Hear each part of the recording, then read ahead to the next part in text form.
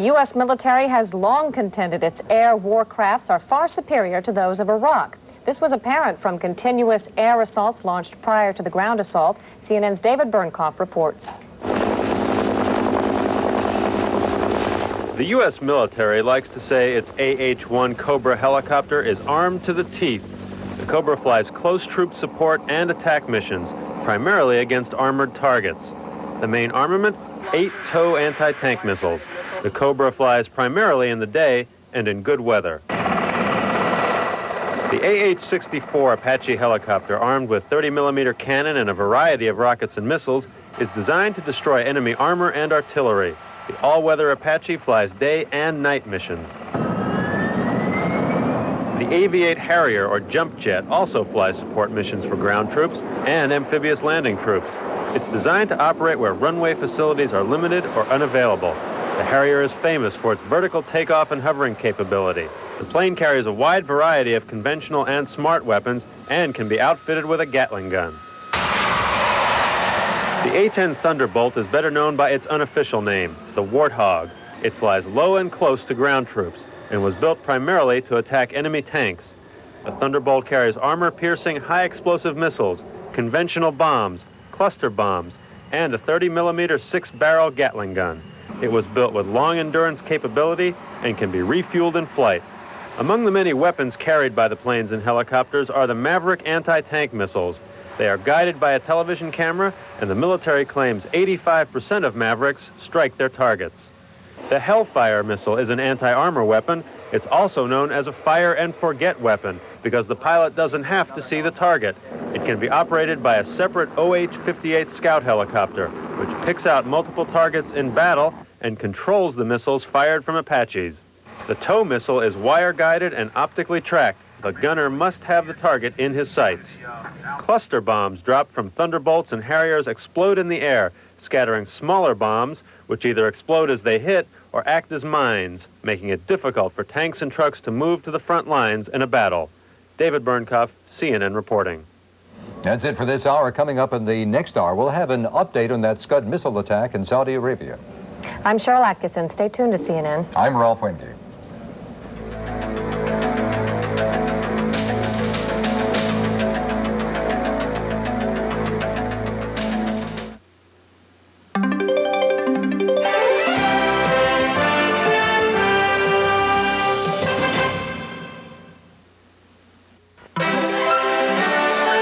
This is CNN.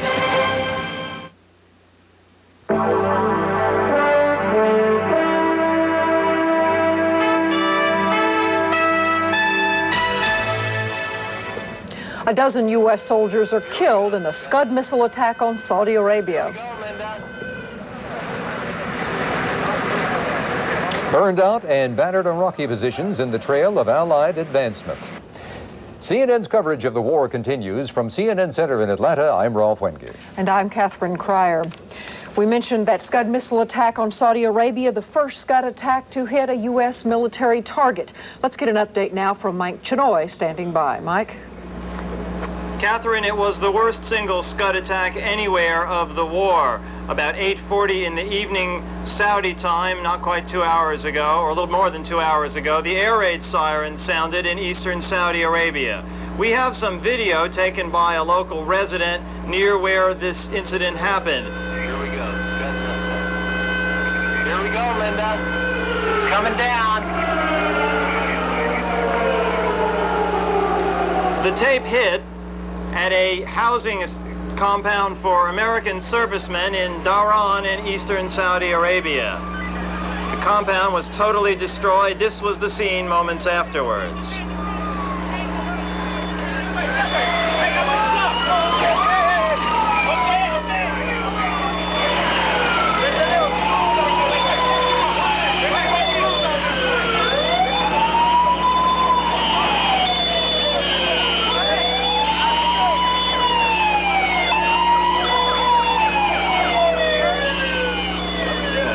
Dozens of ambulances and fire trucks raced to the scene, and We have reports that at least a dozen American servicemen were killed in this incident. It appears to have, the missile appears to have directly hit the compound. We don't know for sure whether it was a warhead or just large chunks of debris. But in any case, the barracks was almost totally destroyed. This is clearly the worst single incident since the war began, and in this one instance, evidently, the Patriot missiles failed to do their job. Relief workers are still at the scene at this time. They're still digging up the injured and the dead. It's entirely possible that the death toll could go much higher. This, as I said, is the first time that there has been this kind of damage from a Scud attack, and it's the first time that any Americans serving in the Gulf have been casualties of that attack. Mike Gen P, CNN, reporting live from eastern Saudi Arabia. Mike, thank you very much. On the battlefield itself, the Allied surge into Kuwait and southern Iraq shows no signs of slowing. Trails of charred Iraqi military vehicles tell the story of the first 2 days of the ground assault. Allied commanders term coalition efforts a tremendous success. The numbers of Iraqi tanks destroyed and the number of prisoners taken continues to rise. Much of the Iraqi Republican Guard firmly positioned in northern Kuwait in an effort to further cut them off from supply lines. 2,000 soldiers of the Army's 101st Army Airborne Division have now been airlifted into eastern Iraq. The airlift is said to be the biggest helicopter operation in history. French forces are also pushing into Iraq, cutting off Iraqi forces in Kuwait. They're fighting alongside convoys of U.S. and British forces surging further into Kuwait. Egyptian forces are also pushing into Kuwait. They reportedly fired more than 1,200 tons of ammunition on Iraqi positions in the first day of the ground assault. Syrian and Saudi forces have also stormed across the border and taken Iraqi prisoners. And further east, Saudi troops have joined U.S. Marine convoys plowing through Kuwait in 2 major surges. And U.S. and French paratroopers dropped deep inside Kuwait are converging on Kuwait City. And in Saudi Arabia, U.S. military spokesman provides a numerical look at the Allied offensive.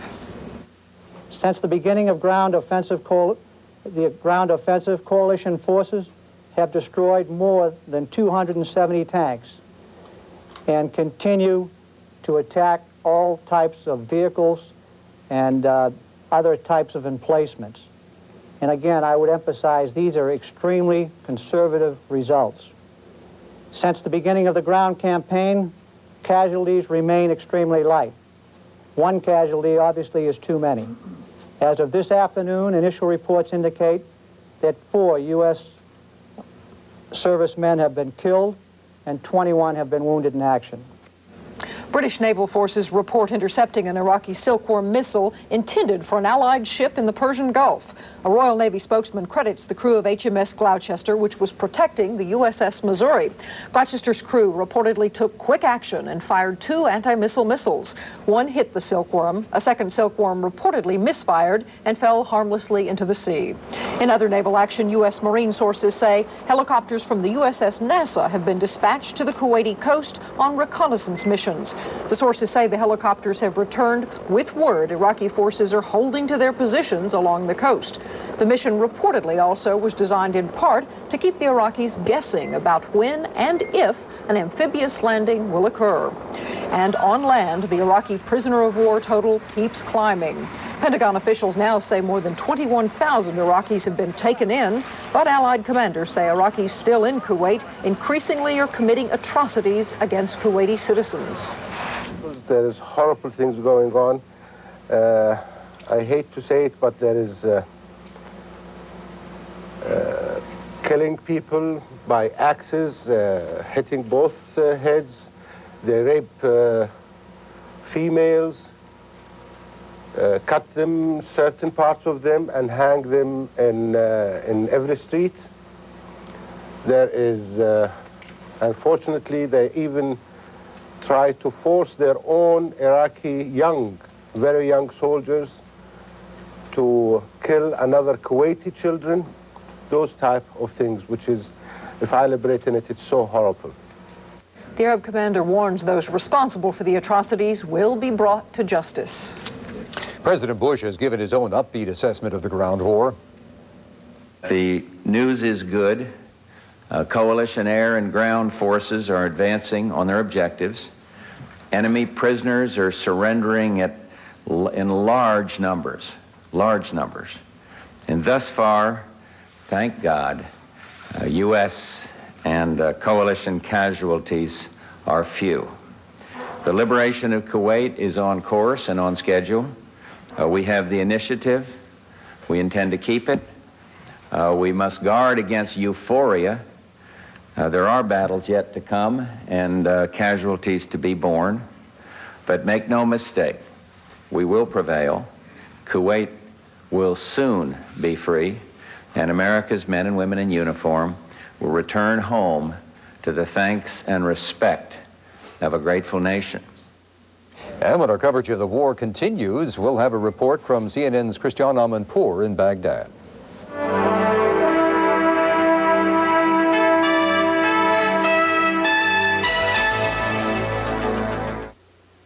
It's not a favorite of the Air Force, but it's playing a role in the Gulf. The A-10, the Ugly Duckling. A special assignment report and the continuing coverage of the war in the Gulf. Tonight, 6 Eastern on CNN.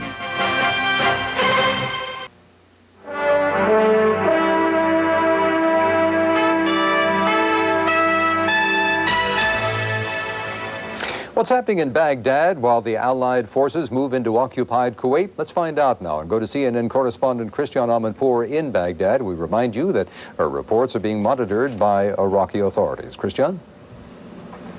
Ralph, there have been 2 military communiques out of Baghdad today, broadcast on Baghdad radio, one mid-morning and the latest about 3 hours ago.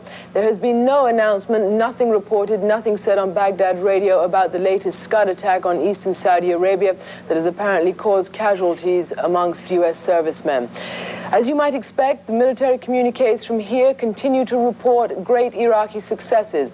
They say that the Iraqi forces have repelled Allied incursions, have destroyed Allied tanks, weaponry, and artillery, and have killed and inflicted heavy losses on the Allied forces. They say Iraqi forces, they call, as you might expect, the heroic Iraqi forces, have recaptured territory and land that the Allies took early on in the early hours of the battle. In addition, they say that the Philaika island that was taken off the off the coast of Kuwait, according to the Allies, has the Iraqi military communique says that the Iraqis are still in control of that. The communique ends by saying that the Allies are taking heavy losses because they have refused all opportunities for peace. On the meantime, in the streets of Baghdad, people were gathered around radios today listening for whatever news they could get of the war effort. People are hearing one thing on Baghdad radio, one thing about the successes of the Iraqi military on Baghdad radio, and quite a different picture being portrayed on international broadcasts that they are getting. They are also, now that the theater of operations appears to have shifted south, people here are getting back to life as normal. I've just been handed a piece of paper, a Ministry of Information press release that says a military spokesman, let me read it to you, a military spokesman late tonight said that Iraq has launched a missile attack on the military base in Dhahran. So now we're hearing, for the first time, we're hearing in the last few minutes, official word, that the Iraqis did in fact launch a Scud missile at Dhahran in eastern Saudi Arabia. The spokesman said that the attack was to punish those who gave up honor and conscience and turned the Arab youth into trenches of flesh. The statement concludes by saying that the missile launchers have returned to base after carrying out their attack. So there you have word from the Iraqis of the Scud missile attack on Saudi Arabia. That's the latest from here, Ralph. Of course, we should point out here that this is a claim that was made. There's no way, of course, that could be independently confirmed as of yet. Christian, has there been any word yet? Has there been any sign of Saddam Hussein today? No, there has not. He has not made any speeches. The last we heard from him was a speech apparently made yesterday, broadcast on Baghdad radio. There's been no word from him since. There has been a picture of him on the front pages of today's newspaper, but that's all. All right, Christian Amanpour in Baghdad. And again, those reports are monitored by Iraqi authorities. Catherine? Well, as Christian Amanpour just reported, Iraq may be reporting successes out of Baghdad, but a much different picture is being painted by the Pentagon. For an update on the Allied ground war, let's go to our military affairs correspondent, Wolf Blitzer. Wolf?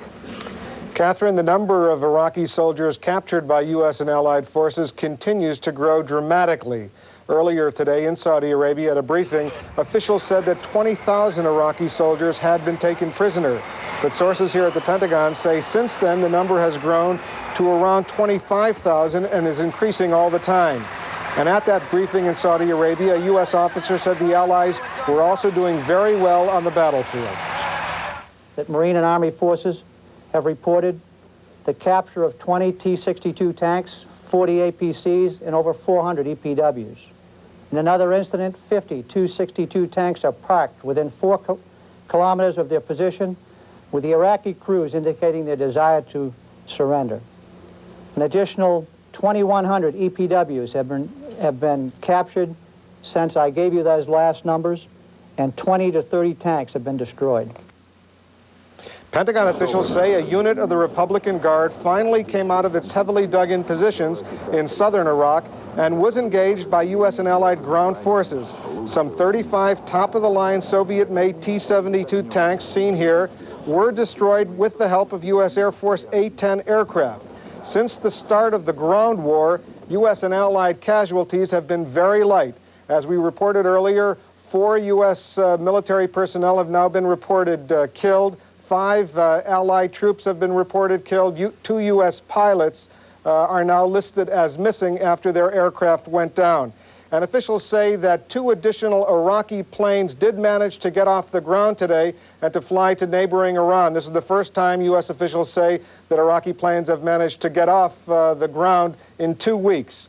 Finally, officials at the Pentagon continue to caution against premature optimism. They warn that the bulk of the Republican Guard has not yet been engaged, and they add that the U.S., while continuing to brace for chemical weapons, has not yet seen any of those Iraqi chemical weapons. Wolf Blitzer, CNN, reporting live from the Pentagon. On those last 2 notes, Wolf, first, in regard to the Republican Guard, now that they have come out and there's been limited engagement, what about assessment of their abilities? Well, the Pentagon is, of course, prepared for the worst-case scenario, meaning a major, huge tank battle, and that's why these large numbers of columns are moving into southern Iraq as well as into Kuwait, bracing for a battle. But there's no real hard evidence yet that that battle is approaching. The theory, the strategy that is emerging here is that the Allies will try to sweep around the Republican Guard and then try to engage the Republican Guard, hoping that perhaps the Guard may yet surrender, but no one is taking that for granted by any means, and one of the largest tank battles in history could yet develop. And secondly, you mentioned chemical weapons. So as Iraqi troops have been encountered or surrendered or retreated, there's been no signs of any chemical weapons among these troops? There have been some reports of chemical mines, but Pentagon officials continue to insist that there have been no actual reports of any chemical weapons, and they're prepared for it. U.S. troops that have moved in to those areas are equipped with chemical suits and gas masks. So far, there's been no report of any chemical weapon.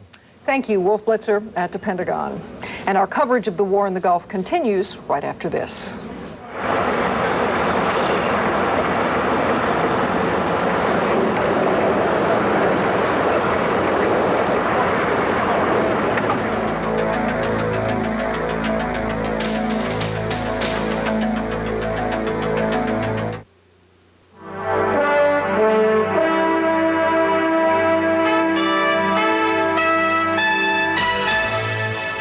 Bring you up to date now on the latest development from the Persian Gulf at this hour. An Iraqi Scud missile tore into the area of Dhahran, Saudi Arabia, and apparently scored a direct hit on a military barracks. These are the first pictures from the scene of the attack of that Scud missile. As we say, it happened near Dhahran. It was a U.S. military barracks. Many injuries. There are conflicting reports as to the number of military men who have been killed. We've had one count of as low as 4. Other counts say at least 12 may have been killed. Now, according to CNN correspondent Mike Chenoy, He saw a Patriot missile take off during the air raid when they clearly saw the Scud missile come in. What is not known now is whether the Patriot actually scored a hit to the Scud missile, and perhaps some debris, perhaps the warhead of the missile, fell on the barracks. We are continuing to follow this story. When we learn more, we will bring it to you. Catherine? The U.S. Army's 101st Army Airborne Division has made a dramatic airlift operation deep inside Iraq. Its goal, to surround and defeat Iraq's elite Republican Guard. ITN reporter Jeremy Thompson has this late report. It is the largest helicopter assault of its type ever mounted. By tonight, if all goes well, they'll have set up a huge forward base deep inside Iraq. A fortified fuel station for the helicopters, complete with field hospital and supplies. From this bridgehead, codenamed Cobra, 4,000 airborne troops will launch attacks into the Euphrates River Valley, south of Baghdad itself.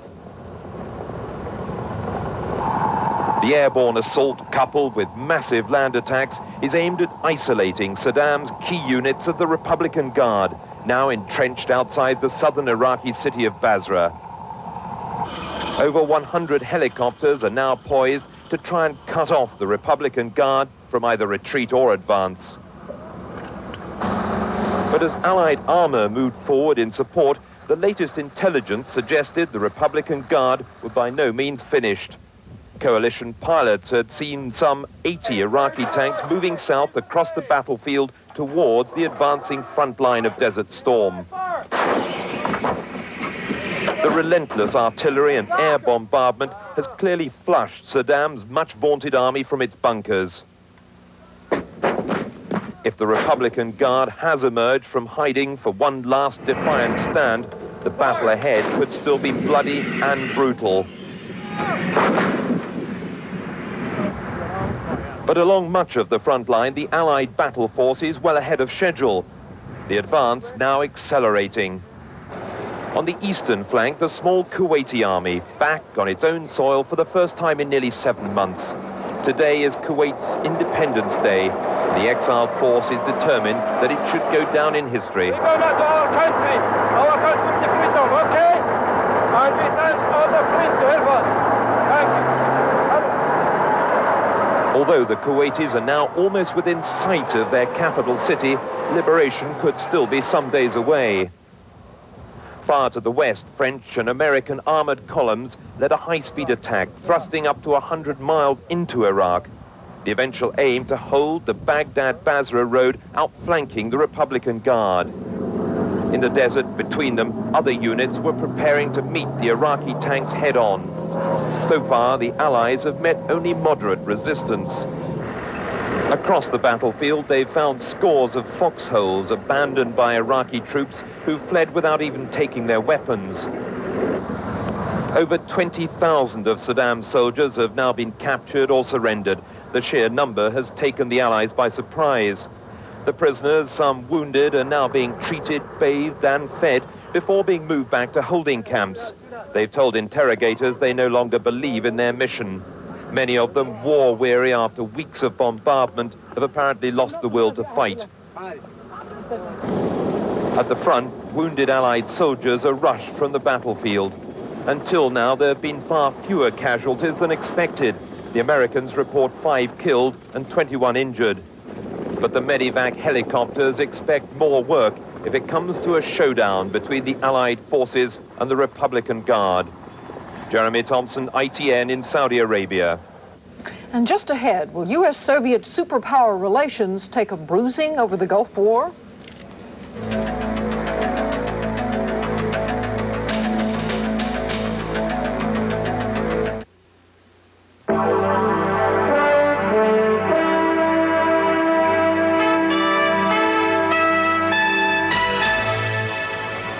As the war rages on, some fear a fallout in U.S.-Soviet relations. CNN's Eileen O'Connor explores the issues which could make superpower relations a major casualty of the conflict. The state-owned Soviet media took off its gloves on Monday, not mincing any words, telling Soviets, quote, "The war is being waged primarily for the ambitions of the United States towards sole leadership of the world." Soviet foreign policy analyst Viktor Kremenyuk. Of course, the conservatives are trying to use, in any way, the situation for their purposes. Some of the maybe party quarters here want to use this opportunity to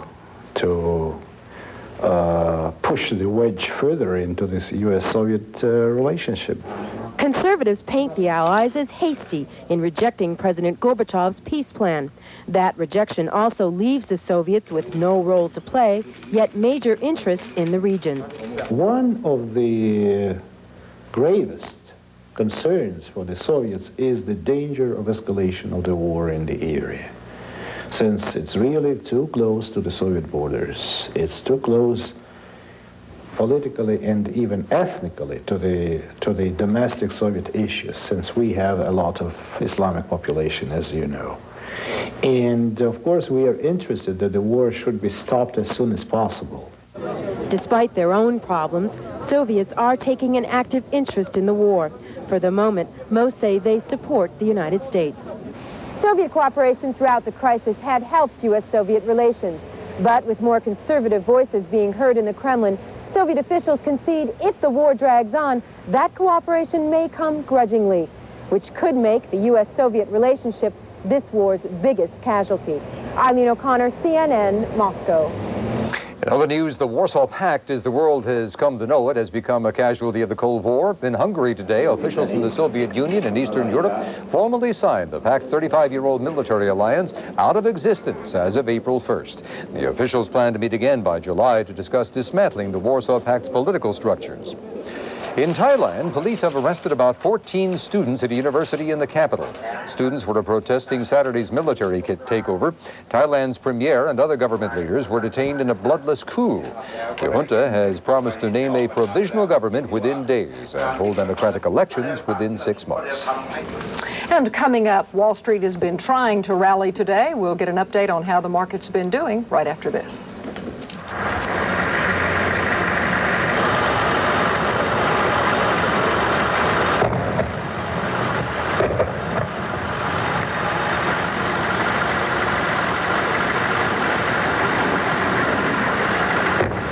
Here now a portion of the Baghdad radio address translated by CNN. In an attempt to stop the forces of evil and aggression, they have fought bitterly and bravely and valiantly, which will be recorded in the annals of history in letters of light. On this basis, and because our political leadership had emphasized its approval of a withdrawal in accordance with the United Nations resolution number 660, through its acceptance of the Soviet peaceful initiative. Therefore, orders have been issued to our armed forces to withdraw in an organized manner to the positions they were in before the 1st of August 1990. Since that announcement, which was broadcast about an hour and a half ago, there are indications from the battlefield that an Iraqi pullout has indeed begun. We begin our coverage at the United Nations. Here's CNN's Jeannie Mose.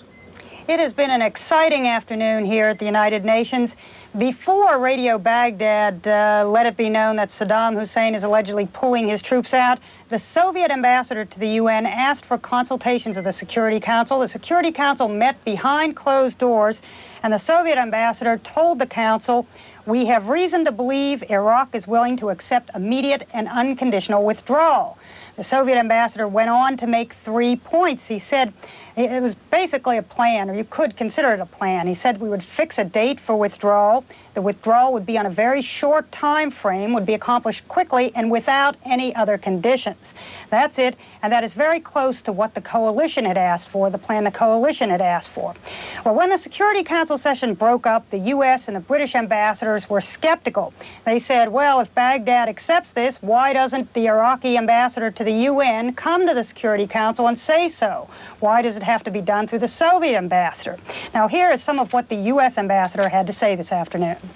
There was a presentation by the Soviets of an idea that Iraq should withdraw in the shortest possible time, beginning as rapidly as possible, with the date to be set by the Security Council. The president of the council made clear that he had been in touch with the Iraqis and there was no Iraqi response. The Soviets said they had reason to believe the Iraqi reply might be constructive, but we haven't seen any Iraqi reply yet, so that's what we're waiting for. Now, Ambassador Pickering spoke before he heard about the Radio Baghdad announcement. We are still waiting, however, for the Iraqi UN ambassador to get in touch with the Security Council or the Secretary General or someone.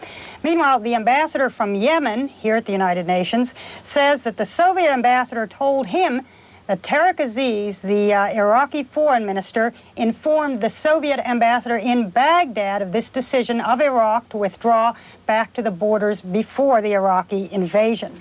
Now, among the first countries to react to this news here was India. Here's what the Indian ambassador had to say.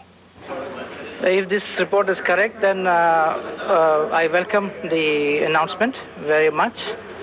And it is now, I think, for the Security Council to ensure that the Iraq is allowed to withdraw its troops speedily and in safety. And that is an issue countries like India and Yemen are sure to bring up, allowing Iraqi troops to withdraw in safety. And that brings up a whole other question. What if the coalition continues attacking, continues bombing Iraqi troops if they're trying to withdraw?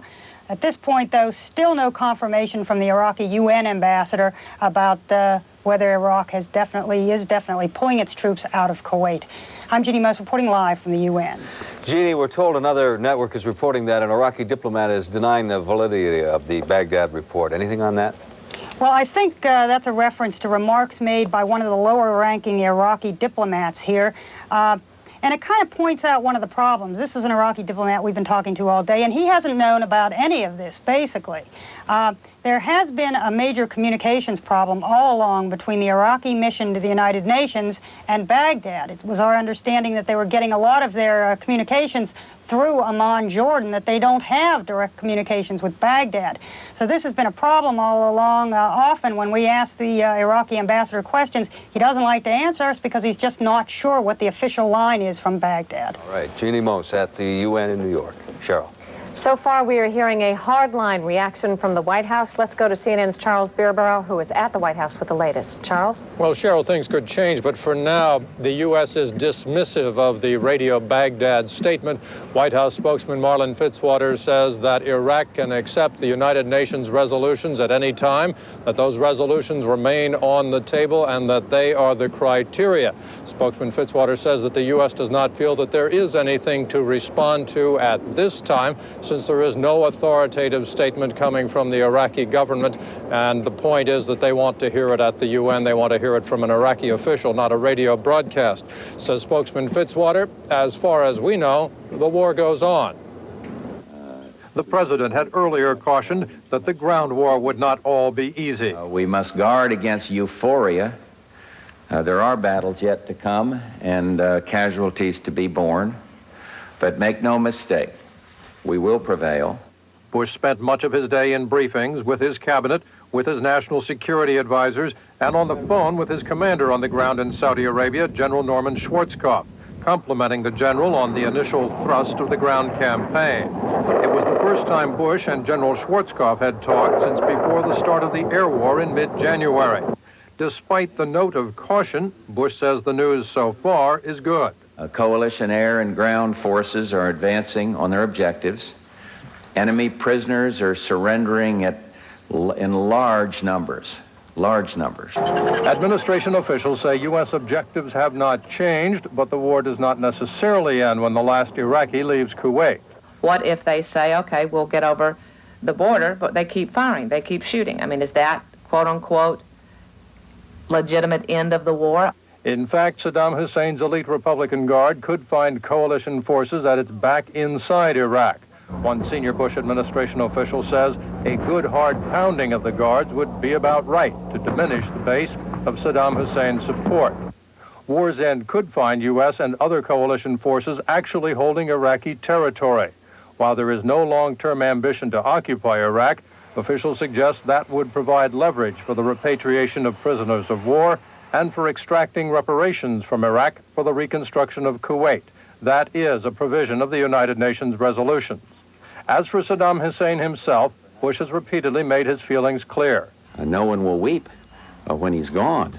But targeting Saddam Hussein is not a policy and probably not a good idea. One suggestion was that the greatest punishment for Saddam Hussein might be to have to preside over this destroyed infrastructure of Iraq and an angry Iraqi people, seeing what his policies have brought to them. However, a senior U.S. official says that toppling Saddam Hussein should now be a natural effect of this war effort. Charles Bierbaer, CNN, live at the White House. We've gotten a lightning round of preliminary reaction to the Baghdad radio announcement about an hour and 40 minutes ago. We're going to take a pause now and get an analytic eye on the Baghdad announcement from our World Affairs correspondent, Ralph Begleiter at the State Department. Ralph.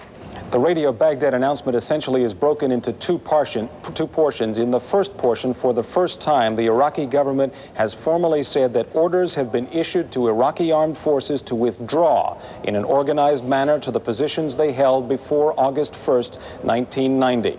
And the Iraqi statement says that is considered by the Iraqis to be practical compliance with United Nations Security Council Resolution 660. The second portion of the announcement from Baghdad Radio calls on President Mikhail Gorbachev to use his influence at the United Nations Security Council to win a ceasefire, presumably in order to protect the withdrawing Iraqi forces. Keeping those two things separate prevents the order from appearing to have any conditions attached to it. Finally, the Radio Baghdad announcement includes a lot of language intended to be absorbed by the troops themselves on their way home. For example, it says that the troops have performed their duty of refusing to comply, in effect telling the troops that what they've been engaged in for the past 5 weeks has been an effort to snub their noses at the United States and its allies, and that is all that's required of them. Now they can turn around and go home. Ralph Begleiter, CNN, reporting live from the State Department. Our coverage of the war in the Gulf will continue in a moment.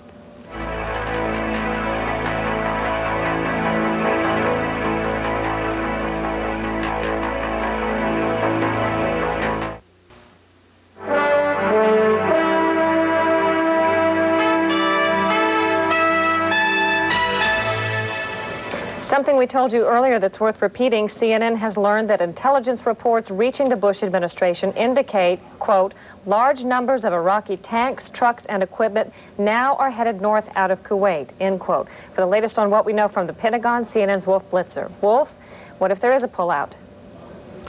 Cheryl, well, there's no immediate reaction here to at the Pentagon to the Baghdad radio announcement that Saddam Hussein has ordered his troops to withdraw from Kuwait. Officials privately say they are very skeptical. They say they plan on pursuing the war without change. Indeed, they anticipate that the ground offensive will even be accelerated in the immediate period ahead. They say that just as the Baghdad announcement was made today, there have been earlier announcements in the past. Clearly, officials here do not accept Baghdad radio announcements at face value. And just as that announcement was made on the radio, Defense Secretary Dick Cheney and General Colin Powell, the chairman of the Joint Chiefs of Staff, were briefing the congressional leadership on the first 2 days of the ground offensive. He would have to do that. He would have to end all hostilities, including all Scud attacks. There's no way you're going to have him get out of Kuwait and have a ceasefire if he's still shooting at Israel and shooting at Saudi Arabia. At this point in time, we should be very cautious to go beyond anything except what is stated by those on-scene commanders, because I would not be responsible for raising the hopes and aspirations of families back here or troops in the front line. After 2 days of the ground war, officials said U.S. and allied forces were continuing to advance rapidly in Kuwait and Iraq. Indeed, they said the allied war plan was moving forward well ahead of schedule. We are continuing to attack and continue to achieve tremendous success against the Iraqi forces in the KTO. Our ground forces continue to encounter light to moderate resistance and are currently ahead of schedule in securing their planned objectives. And General Neal says the Allies have scored successes against Iraq's vaunted, but still largely silent, Republican Guard. We have engaged some forces of the Republican Guards and enjoy the same success that we're having against other forces. An early exchange with the Guard resulted in the loss of 35 Soviet-made T-72 tanks. Pentagon officials say Allied airstrikes have effectively paralyzed any potential Iraqi counterstrike. CNN has learned that among the more than 25,000 Iraqi prisoners of war have been a few members of the Republican Guard, those members having been dispatched to southern Kuwait even in advance of the ground offensive. The Allied strategy at this point is simply to go around the Republican Guard in southern Iraq and then eventually to engage them. Finally, CNN has also learned that the Allies have captured some Iraqi air bases and have already started using them. Wolf Blitzer, CNN, reporting live from the Pentagon. Wolf, there are some who would like to see these Iraqi troops protected if they are indeed withdrawing, but a senior administration official told CNN that the U.S. is trying to engage the apparently retreating Iraqi column, indicating that some in the U.S. at least don't want to stop once they've gone this far. Well, Cheryl, officials here privately say the Iraqi troops can withdraw, but at this point they can withdraw without their weapons, without their tanks, without their armor. If they simply want to withdraw, they will be able to withdraw, but certainly without any of their equipment. All of that will have to be left behind. Thank you. CNN's Wolf Blitzer reporting to us from the Pentagon. Lou. Now, in eastern Saudi Arabia, military sources say at least 12 U.S. nationals, apparently mostly service personnel, were killed today in an Iraqi Scud missile attack. At least 25 are injured, 40 unaccounted for. CNN's Mike Shinoy reports on that attack. It was shortly after dark when the air raid alarm sounded in eastern Saudi Arabia, an incoming Iraqi Scud. The U.S. Central Command says it broke up in flight. The debris scored a direct hit on a building housing over 100 American servicemen. There was a huge explosion and then chaos, panic, and death. Ambulances raced through the night, and rescue workers, including many U.S. servicemen and women, struggled to pull the victims from the debris. The building was almost totally demolished. Nothing. There was just basically the skeleton of the building. It was an inferno, and you could just barely see the frame of the building. I did see some charred bodies, and I wasn't sure if they were alive or dead, but it looked pretty bad. It was very gruesome. Medical helicopters picked up many wounded and took them to nearby hospitals. It was the worst casualty toll from a Scud attack anywhere since the war began, and the first time these deadly missiles have killed and injured Americans. Until now, the Patriot missiles have had a remarkably good track record in intercepting and neutralizing the Scuds. Saddam Hussein has repeatedly tried to use the Scuds, largely to sow fear and terror among civilians in Saudi Arabia and Israel. He has fired them repeatedly at Dhahran, Riyadh, and Tel Aviv. The attack came nearly 2 days into the Allied ground war to evict the Iraqis from Kuwait. In general, that war has gone extremely badly for Saddam Hussein, leaving this attack horrifying but militarily insignificant as virtually the only success the Iraqi leader can claim. Mike Chinoy, CNN in eastern Saudi Arabia. And we'll have more on the war in the Gulf when we come back.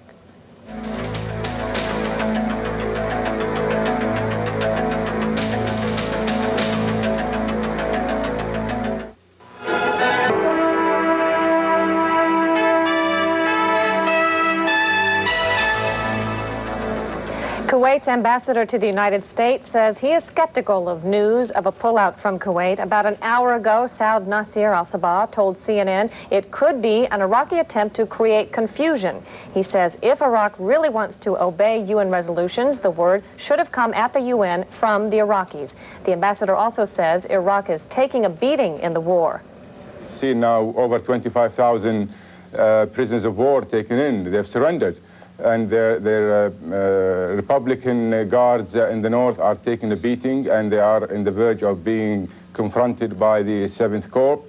So they virtually, by morning, they'll be cut off. So from the tactical point of view, they're trying to get out before they are being encircled inside Kuwait. And as far as we're concerned, we've had consultations here. The war goes on. That reaction from Kuwait's ambassador to the United States. Joining us from Washington, CNN military analyst, retired General Perry Smith, who's sitting at his magic machine to tell us, General, how an Iraqi withdrawal could be effected from Kuwait, if indeed that's their intention.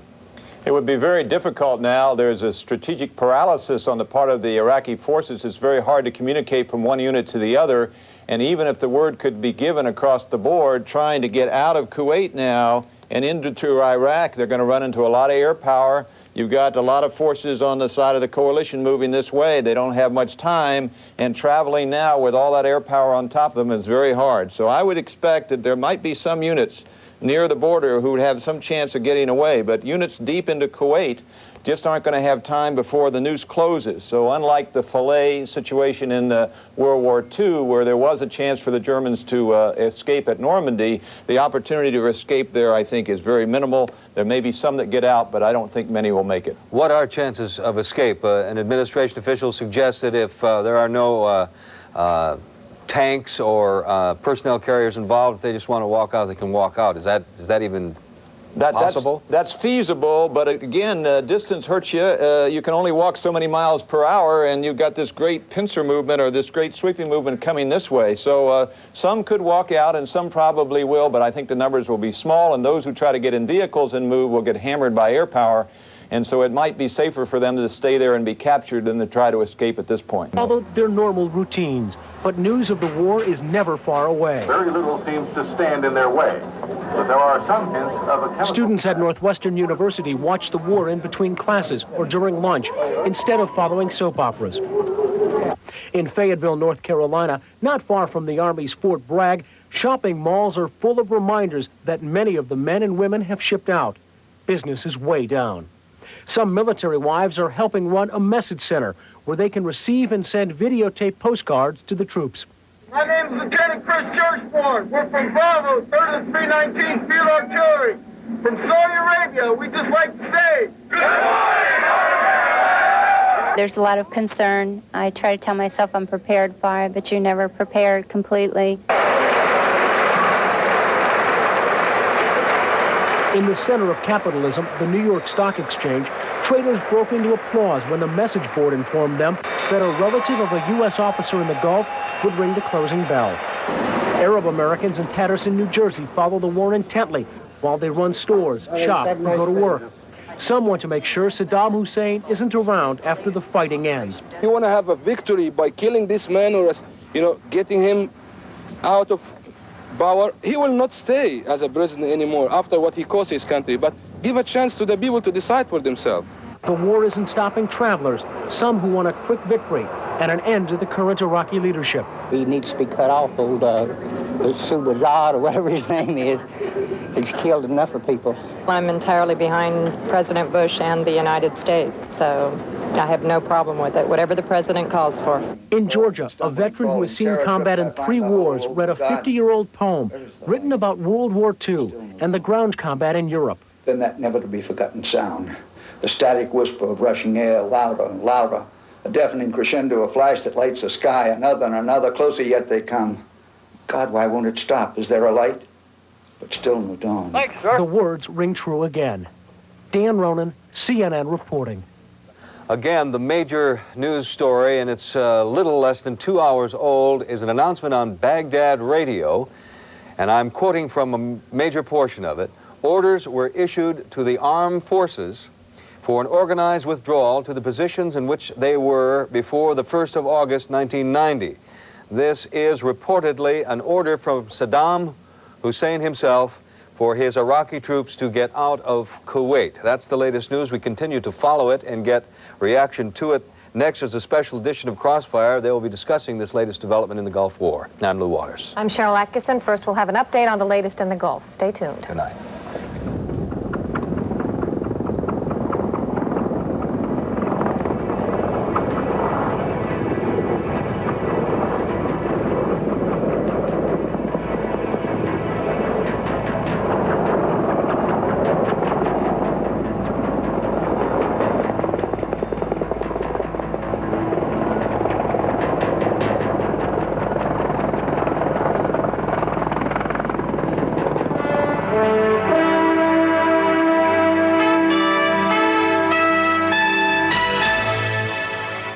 Updating this major breaking story now. Baghdad radio reports Saddam Hussein is ordering his troops out of Kuwait.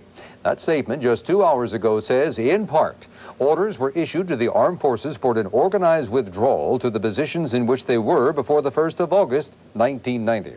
Now, CNN has learned that White House intelligence reports indicate large numbers of Iraqi tanks, trucks, and equipment are now headed north out of Kuwait. Some Iraqis reportedly are leaving Kuwait City, too, but the White House says it's waiting to hear the official word from Iraq itself. not a report from the radio. In the meantime, its stated position is that the war goes on, that from the White House, and that U.S. forces will engage retreating Iraqis in part to, quote, spur them along.